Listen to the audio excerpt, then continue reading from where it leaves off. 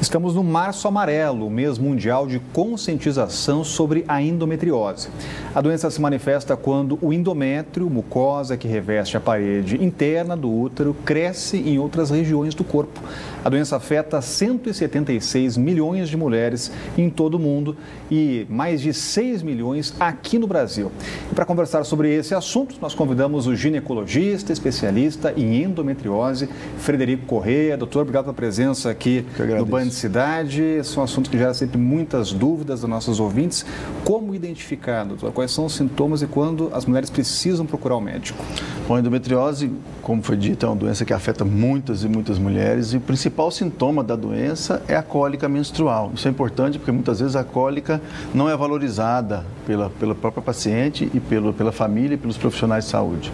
Então, a cólica menstrual, aquela cólica mais forte, em que a mulher precisa usar sempre um medicamento ou ir às vezes ao pronto-socorro para tratar, esse é o sintoma principal da doença. Além disso, ela pode ter outros sintomas, como, por exemplo, dor durante a relação sexual, na pelve ou no fundo da vagina, sintomas intestinais, distensão abdominal, dor ao evacuar, sangramento nas fezes, enfim.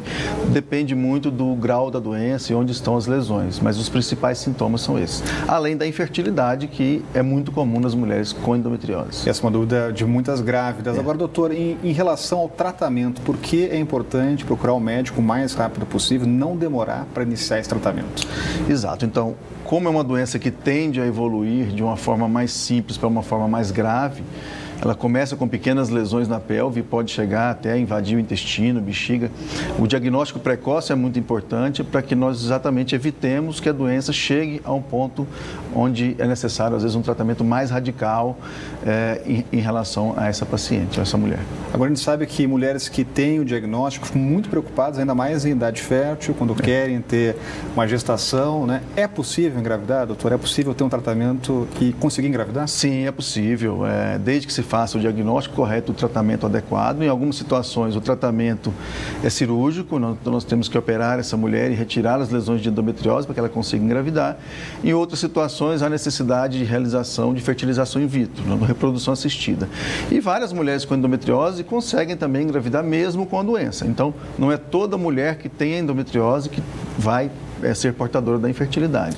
Agora, o senhor estava mencionando que a possível infertilidade é uma das consequências, mas podem ter consequências até mais graves, as pessoas podem inclusive morrer em função disso, como consequência grave. Isso, a doença é uma doença benigna, então ela não se comporta exatamente como um câncer que leva ao consumo do indivíduo, mas ela pode invadir outros órgãos e, em função disso, tornar o tratamento difícil, a cirurgia às vezes muito radical, com retirada de segmento de intestino, de bexiga ou de ureter.